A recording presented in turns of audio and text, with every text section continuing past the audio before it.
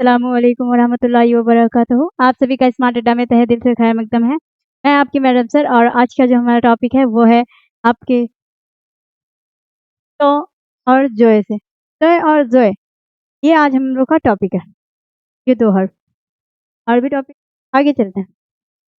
तोय और जोए में क्या समझने वाली बात है? तो इसमें पढ़ने वाली ये बात है, ये तो है, इसका जो साउंड होता है ये तो देता है। क्या देने का काम होता है? तो। और ये क्या देने का काम करता है? जो। ठीक है? ये तो और जो देने का काम करता है। पर इससे पहले भी हम उर्दू के कुछ ऐसे हर्फ पढ़े हैं जो तो और जो देने का काम करता है। कौन-कौन से हैं? ते। तो जो है, ठीक है, ये ते भी तो ही देता है। क्या देता है? तो। और ये दाल सॉरी ज़े, ज़ाल, ज़ाद ये सभी क्या देते हैं? तो ही देते हैं।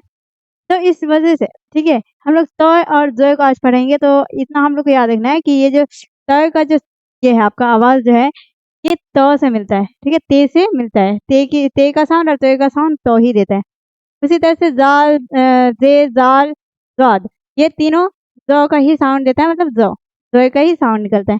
ठीक है? अब इसमें पढ़ने वाली बात है कि ये जो आपके हर्फ हैं, ये हर्फ इब्तिदा में, दरमियान में लिखना भी सीखना है हम लोग को। तो लिखना सीखने के लिए यहाँ पे देख सकते हैं इब्तिदा में कैसे लिखते हैं, दरमियान में कैसे लिखते हैं और आखिर में कैसे लिखते हैं। तो आप इब्तिदा में देख सकते हैं ताकत, ये तो है आपका, तो है जो तो का साउंड देता है ताकत।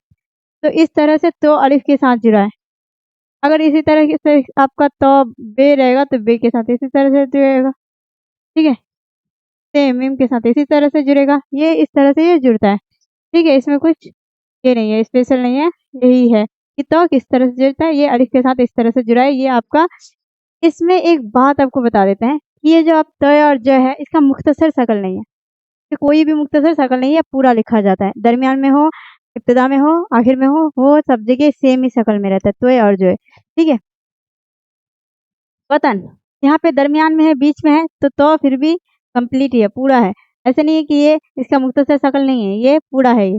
इसी तरह से यहाँ पे भी पूरा है तो ये पूरा होता है। इसी तरह से ज़ालिम में ज़ का देखें तो ज़ इसी तरह से ये भी पूरा है। यहाँ पे भी ये पूरा है, दरमियान में भी और आखिर में भी ये पूरा है। ज़ालिम, नज़र, लफ्ज़ सभी। ठीक है? तो इतना क्लियर हो गया होगा कि तोय और जोय का कोई मुख्तसर शकल नहीं होता है, वो सभी जगह एक ही जैसा लिखा जाता है। ठीक है? और उसका साउंड भी तो देता है और ज़ का ज़ो देता है, जो ज़ाल, ज़ाद और ज़े का भी देता है। तो का ते का भी साउंड वही देता है। ठीक है? सेम साउंड है। ठीक है? अब इसमें आपको पहचानिएगा कैसे अल्फाज़ को। अल्फाज़ को पहचानना होगा कि आपको कुछ अल्फाज़ याद रखने होंगे। ठीक है? जो तोय वाला अल्फाज़ है, ठीक है?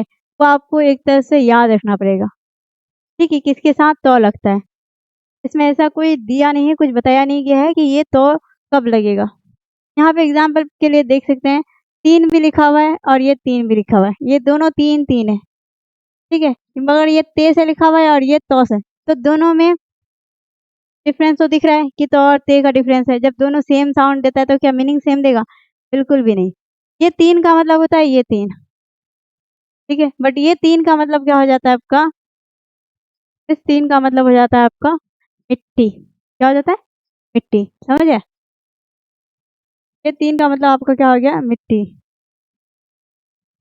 यहाँ पे नज़्र, इसका मतलब होता है भेंट, नज़्र के मतलब। और ये नज़र का मतलब क्या हो गया आपका? दृष्टि, नज़र। ठीक है? नेत्र, जो भी बोले। ये आपका हो गया। ठीक है? तो आपको इसको थोड़ा-सा याद रखने के लिए आपको कुछ अल्फाज़, ठीक है, पता रखना होगा कि किसमें त लगेगा और किसमें ते लगेगा। ये बात आपको थोड़ा-सा अल्फाज़ों में याद रखना होगा, ध्यान में रखना होगा। आप अगर ते वाले अल्फाज़ आप लिख लेते हैं तो वाले आपके अलग हो जाएँगे खुद से खुद। ठीक है? तो इतना आपको याद रखना है और ये तो से कम ही अल्फाज मिलता है आपको। ठीक है? और मिलेगा आपको वो मालूम हो जाएगा कि कुछ अल्फाज आपको मिलेंगे, आप पढ़ेंगे 1-2 बार, वो अपने आप याद रह जाएगा कि इसमें तो का इस्तेमाल करेंगे, ते का नहीं। ठीक, आगे चलते हैं। आगे आ रहा है हम लोग का दो चश्मी है। दूसरा हम लोग का जो बात है आज पढ़ने वाले हैं वो है दो चश्मी है को। इसमें दो चश्मे मतलब ये दो है इसमें। ठीक है? तो ये दो चश्मी है बन गया आपका। दो चश्मी है में क्या है?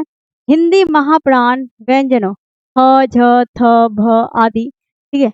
और भी है आपके लगभग इसमें टोटल कवायद में हम लोग को बताया गया टोटल इस तरह के अक्षर कितने होते हैं, हर्फ कितने होते हैं, 15 होते हैं। तो ये क्या होता है, हिंदी महाप्राण व्यंजनों, हिंदी महाप्राण।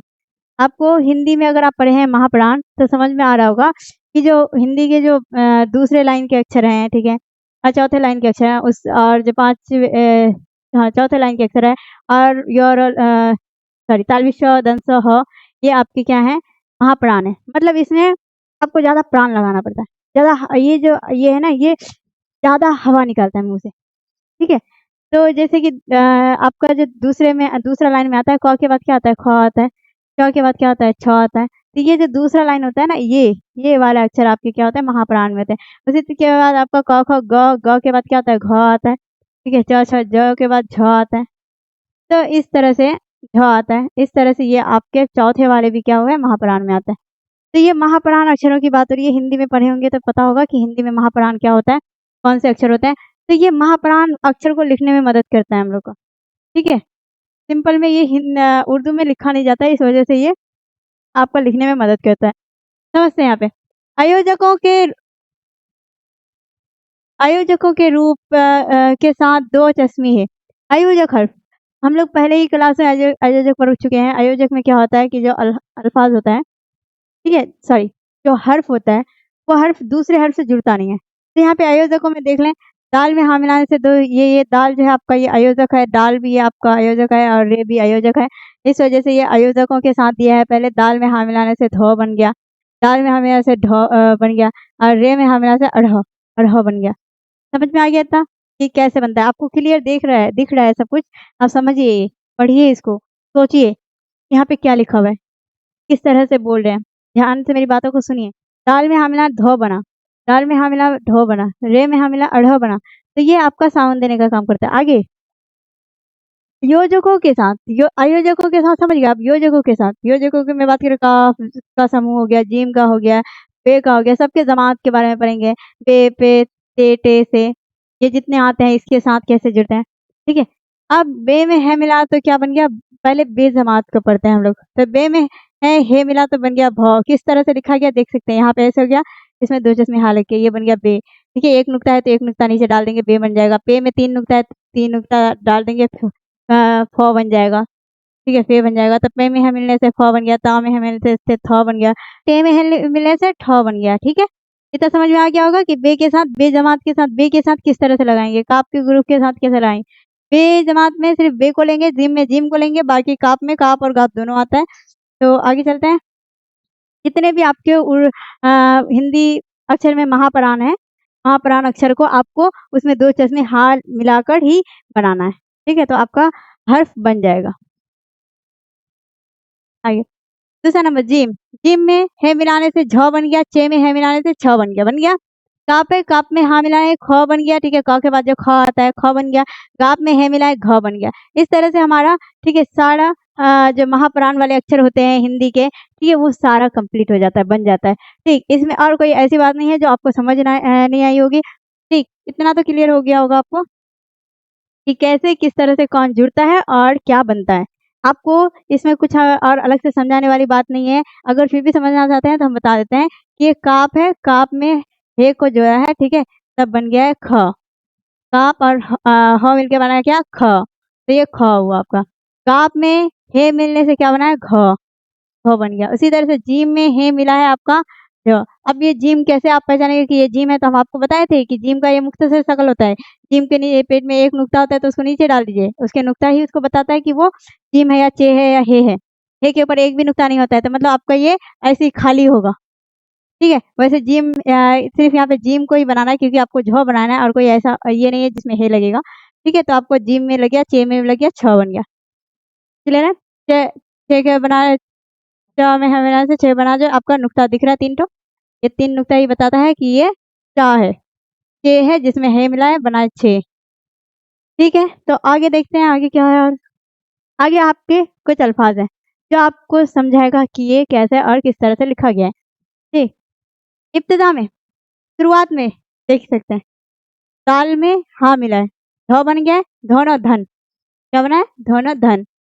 अंधा, ठीक है, ये बीच में दरमियान में आ गया, पर तो दाल में हाँ मिलाने से ध बना है, देखिए अन, ठीक है। नून है तो ये हो जाएगा, दाल में हाँ मिलाने से ध और आकार आ गया अंधा। बुध, ठीक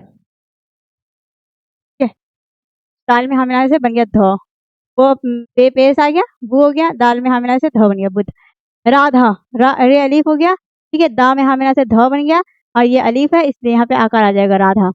पंख, पे पंख प दे दिया, नून और ये नून क्या दे दिया, अनुस्वार दे दिया आपका, काप में हाँ मिलाने से बन गया ख, पंख, ठीक है, इसके ऊपर जजम लगा देंगे, पहचान ज्यादा आएगा पहचान में।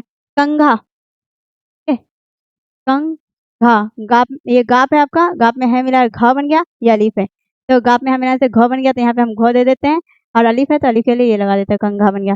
गोभी, गो बन गया, गा पर गो, भा या भा में या मिला, ठीक है, बा में हाँ मिला, भ बन गया, या दीर्घई के लिए या लगा दिए, ठीक है, गोभी, गोभी, ठीक है।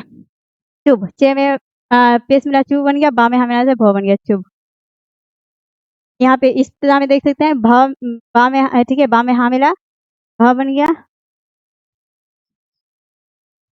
बा में हाँ मिला, भ बन गया, ठीक है, और अलिफ आकार है ये तो अलिफ तो आकार लग जाएगा, लाम वाव पे लू, भालू, ठीक है। ढोल, ढो, दाल में हाँ मिला से ढो बना था, यहाँ पे अभी ये बताएं तो हो गया ढोल।